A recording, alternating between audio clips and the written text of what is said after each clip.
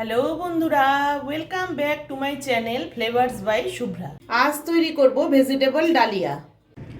Vegetable ডালিয়াটা তৈরি করার জন্য 300 গ্রাম ডালিয়া নিয়েছি আলু, পেঁয়াজ, এদিকে নিয়েছি পেঁপে, গাজর, টমেটো, মটরশুঁটি, বিনস, আর নিয়েছি লঙ্কা আর আদা কুচি। প্রথমে কড়াই গরম করে নিয়ে ডালিয়াটাকে একটু ভেজে নেব। হালকা লাল করে ডালিয়াটা ভাজা হয়ে গেছে, এখন আমি তুলে নিচ্ছি। এখন কড়াইতে সর্ষের তেল দিয়ে একটু জিরে সম্বাদ দিয়ে দেব।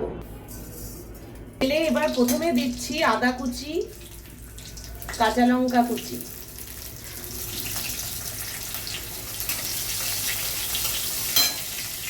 এবারে দেব পেঁয়াজ,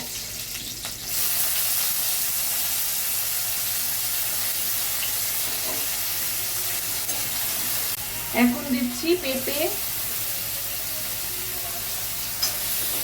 আর আলু।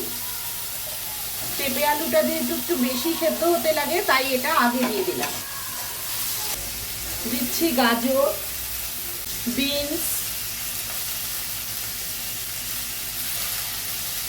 মটরশুঁটি,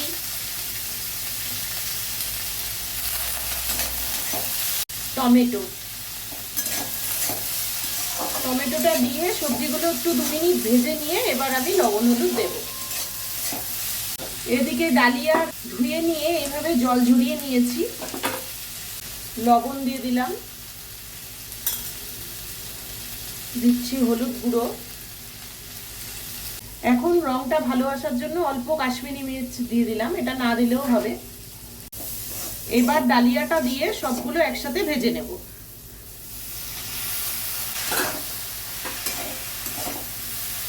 এখন দিয়ে দিচ্ছি জলটা। জলটা যতটা ডালিয়ার মাপ আছে ঠিক তার ডবল জল দিতে হবে। ঝোলটা ফুটে উঠেছে, এখন আমি একটু মিষ্টি দিয়ে দিচ্ছি।